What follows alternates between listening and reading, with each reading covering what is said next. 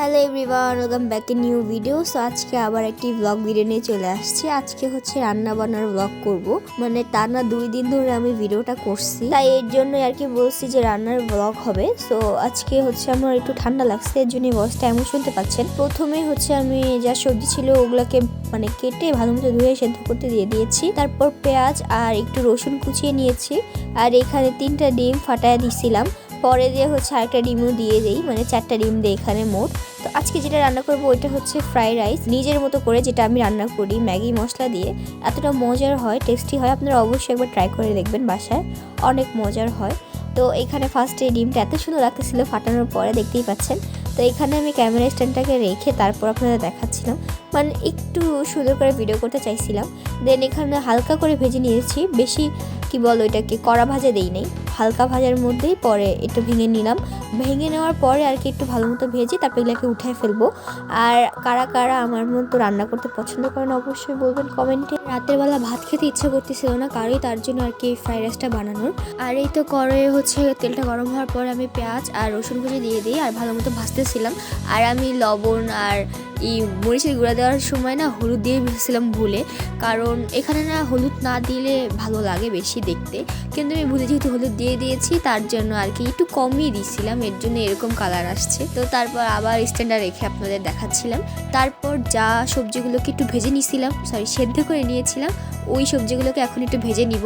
আর বেশি সবজি দেই নাই, কম হয়ে গেছিলো, মানে প্রথমে ভাবছিলাম সবজি কিছুই দেবো না, পরে ভাবতেছি একটু আলু আর কি বলে ওই যে ফুলকপি, তারপরে গাজর দিলে একটু বেশি ভালো লাগবে খেতে, এর জন্যই। তো এখানে ভাজতে ভাজতে আমি হচ্ছে এই ভাজির মধ্যে আবার একটু ম্যাগি মশলা অ্যাড করে দিয়েছিলাম, আপনারা অ্যাড করবেন। তারপরে না হচ্ছে আমি ওখান থেকে ডিম লুকায় লুকায় খাইতেছিলাম, মানে আমি ভাজার পরে নিজেই অর্ধেক খেয়ে ফেলছিলাম ডিম মনে হয়। তো এই তো ভাত দিয়ে দিয়েছি, আর পরে হচ্ছে আরও 3 প্যাকেট মশলা দিই ম্যাগি মশলা। আর ম্যাগি মশলার 1 প্যাকেট জানেন আমার চোখে লেগে গেছিলো, ওইটাই আপনাদের ভিডিও করে দেখাচ্ছিলাম, মানে খুলতে খুলতে চোখে ফালাই দিয়েছিলাম, পুরো চোখ জ্বলতেছিল। আর এই ভিডিওটার অনেক আগের করা, তো এর জন্যই মানে অনেকদিন পর ভিডিওটা পোস্ট করতেছি। আর এইখানে এই তো চৈত্রকে নিয়ে আমি মজা করতেছিলাম, আর এইদিকে চৈত্র আপনাদের হ্যালো হাই গাইস করতেছিল, আর এইদিকে দিদি হচ্ছে আদা রসুন বাটা করতেছিল, কারণ পরের দিন মা মাংস রান্না করবে। আর আমাদের বাসায় যেহেতু আগেও বলছিলাম গ্যাস থাকে না, অনেক ভোরবেলা উঠে রান্না করতে হয়, তো তখন অবশ্যই ইম্পসিবল যে ব্যালেন্ডার বের করে আবার আদা রসুন বাটাবাটি করে তারপর মাংস রান্না। তো আজকে রাতের বেলায় মা সব কিছু প্রস্তুত করে রাখবে, কালকে সকালবেলা উঠে জাস্ট রান্না করে নেবে, এর জন্যই। আর এই দেখেন আমাদের ফ্রাইড রাইসের কালারটা কত সুন্দর আসছে। এখানে কিন্তু সয়া সস দিয়েছিলাম আর একটু চিলি সস অ্যাড করছিলাম, ওইটা আপনারা অ্যাড করতে পারেন, অনেক মজা হয়। আর এইদিকে এই তো 2 শয়তান মিলে খেতে বসে গেছে আর রিভিউ দিতেছিল। আর দেখেন চৈত্রী কতটা দুষ্টামি করতে পারে, মানে ও চামচে হচ্ছে ডিমটা প্রথমে নিয়ে খায়, মানে গরম আর ভাবটা করে কি দেখেন, মানে এত ঢং করতে পারে। আর যেহেতু আগেই বলছিলাম আমি 2 দিন ধরে হচ্ছে এই ব্লগটা কন্টিনিউ করি, তো এটা হচ্ছে সকালবেলা বেশি গ্যাস ছিল না, তারপরও মানে কম গ্যাসের মধ্যে আমি কফি বানাইছিলাম 1 কাপ, তো ওইটাই খাচ্ছিলাম। আর মা ঘুমাইছিল কারণ ভোরবেলা উঠে রান্না করছিল, এর জন্যই। তো এখানে আমি কফি খাইছি, আমার 2 ছোটো ছোটো পোলাপানও খাইছে, মানে আমার 2 বোন। আর এই দেখেন সন্ধ্যাবেলা আবার কফি, মানে আমরা এতটা চা কফি খোর, মানে 2 বেলা আমাদের চা কফি না হলে আমাদের চলেই না। আর 2 বেলা কি মানে 1 বেলা, যেমন ধরেন সন্ধ্যাবেলা চা না খাইলে মাথা এত ব্যথা করে। আর এদিকে আমি চৈত্রীকে বলতেছিলাম তুমি এত কেন কফি চা খাও।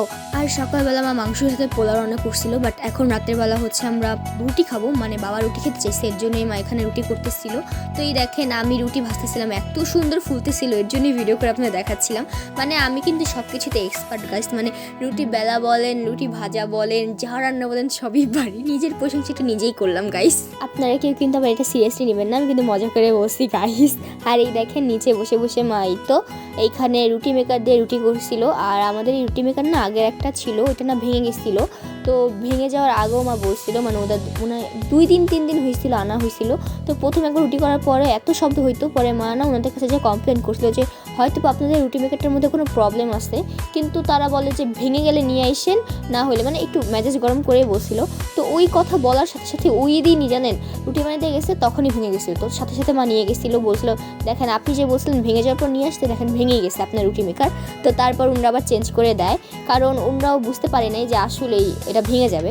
তো তারপরেই দেখেন আমি একটা করে রুটি ভাজতেছিলাম আর এত সুন্দর ফুলতেছিল, মানে নিজের উপর নিজের একটু প্রাউড ফিল হইতেছিল যে না আমি রুটি ভাজতে পারি গাইস। মানে আর আমরা মা মেয়ে দুইজনে মিলে রুটি ভাজতেছি আর এত গল্প করতেছিলাম, মানে কতক্ষণ, মানে অনেকগুলো, মনে করেন 20টা প্লাস রুটি আমরা বানাই ফেলছিলাম। কেউ কিন্তু সব রুটি খাইতে পারে নাই, মানে আমাদের টানা 2 দিন মনে রুটি খাইতে হয়েছিল, এতগুলো রুটি হয়ে গেছিলো। আর এই দেখেন আপনাদের রুটি ভাজা দেখাচ্ছিলাম, মানে এত সুন্দর সুন্দর হয়েছে কালার। আর এই দেখেন অনু হচ্ছে ছোটো ছোটো রুটি কি বলে রুটি বেলনি নিয়ে বসে গেছে, ও ছোটো ছোটো রুটি বানাবে। আর এইদিকে ও মানে পিঠা বানাইতেছিল, মানে অনেক সুন্দর ডিজাইন করতেছিল, তো মা বলতেছিল দেখাও এটা। তো এই দেখেন মানে এইটা দেখে মানে ছোটবেলার কথা মনে পড়ে গেছে, মানে আগে যখন মা রুটি বেলতো তখন আমি এসে এরকম পাশে বসে আর কি রুটি বেলতাম, ছোট রুটি বেলনি দিয়ে।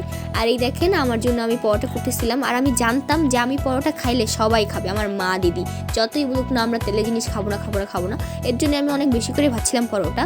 তো ওই পরোটাই আমরা সবাই খাই আর বাবার সাথে রুটি খায় আর অনেকগুলো রুটি বাচ্চা যায়, বুঝছেন, এই কাহিনীটাই হয়েছে। আর এই দেখেন পরোটা এত সুন্দর ফুলতেছিল, মানে কি বলবো গাইস, এত ভালোভাবে রুটি ভাজতে পারি। আর এই দেখেন সবগুলো পরোটা হয়ে গেছে আর আপনাদের দেখাচ্ছিলাম কতটা নরম হয়েছে আর উপর দিকে কতটা সুন্দর ফুল ছিল, ওইটাই দেখাচ্ছিলাম।